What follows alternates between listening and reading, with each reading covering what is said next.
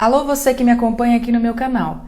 Aqui é a professora Jaqueline Silva e no vídeo de hoje nós vamos ver a definição de funções inversas. Se você gostou dessa ideia, já assina a lista de presença dessa aula dando um joinha neste vídeo, se inscreva no canal se ainda não estiver inscrito, pega o lápis e o caderno e vem comigo.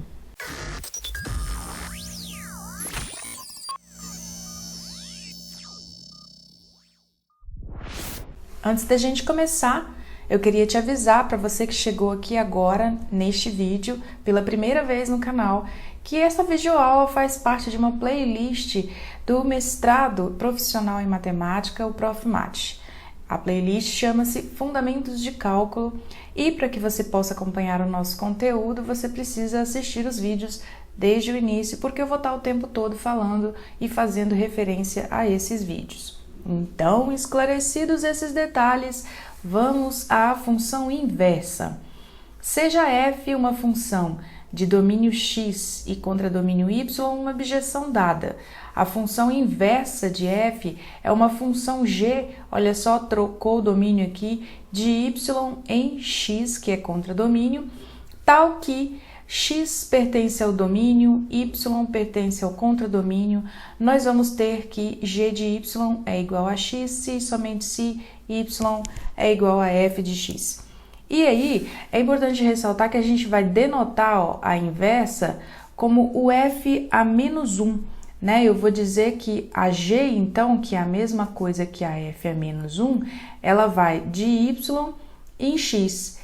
E esse menos 1 aqui, ele não tem finalidade aritmética nenhuma, ele só denota a função inversa, tá ok? Então, você não vai subtrair menos 1, você não vai elevar esse expoente a menos 1, nada disso, é só uma notação para a função inversa.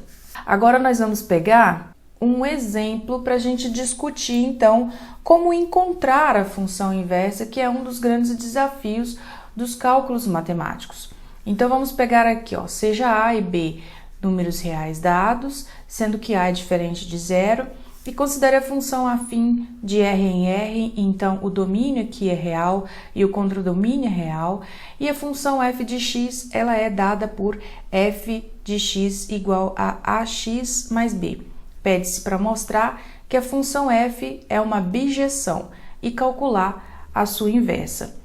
Então, antes, o que a gente vai fazer? Vamos escrever aqui, ó, observe inicialmente que o que acontece com a minha f de x.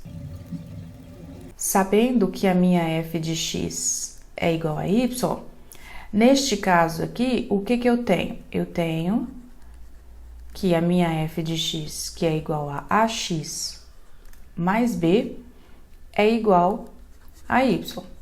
E isso acontece se somente se, vamos isolar aqui o x, e eu vou ter y menos b sobre a. Estes cálculos vão mostrar para a gente que para cada valor de y real, existe um único valor de x, de tal forma que x se escreve desta forma. Então, eu posso dizer que a minha função é sobrejetiva, porque x existe, e ela é injetiva, porque x é único. Então, portanto, ela é bijetiva. Vamos escrever isso? Então, para cada y real, existe esse símbolo aqui, é o símbolo de existe, um único x real, onde x se escreve dessa forma, de tal forma que f de x é igual a y. Então, eu vou escrever aqui, ó, portanto, f é sobrejetiva e injetiva. Portanto, se a minha função f de x é sobrejetiva, pois x existe, e ela é injetiva porque x é único, segue que a minha função f de x, ela é bijetiva. Por outro lado, a definição da inversa da minha função exige que o tal valor de x, né, que este valor de x real aqui, seja exatamente igual para a minha inversa, de forma que a minha inversa tenha uma expressão. Então, vamos escrever isso. Então, a definição de inversa exige que tal valor de x tem que ser igual à minha inversa, aqui eu vou colocar em relação a y.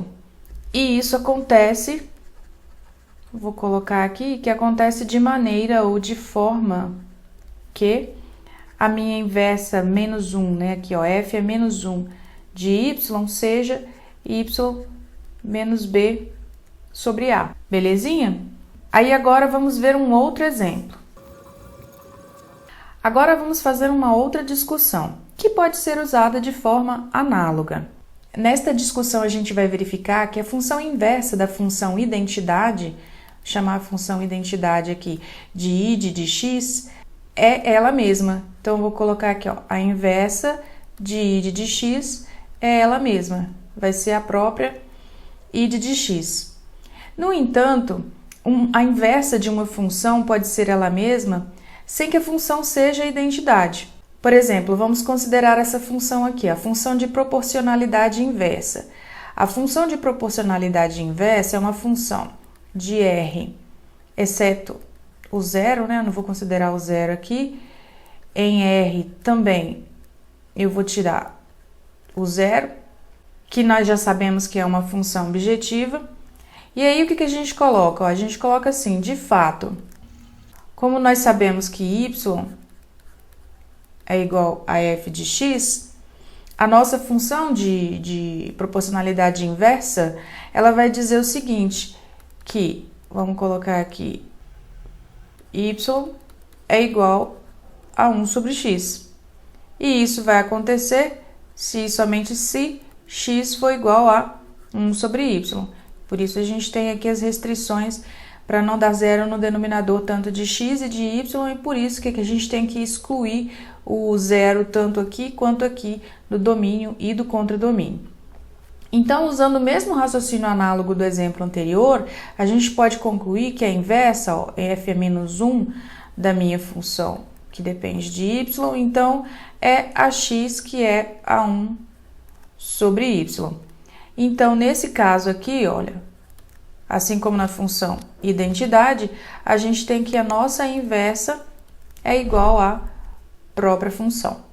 Deixa um joinha se você gostou dessa videoaula, deixa um comentário se você está gostando dessa playlist sobre fundamentos de cálculo. Não se esqueça de se inscrever no canal se você ainda não estiver inscrito. Até a próxima aula e um abração!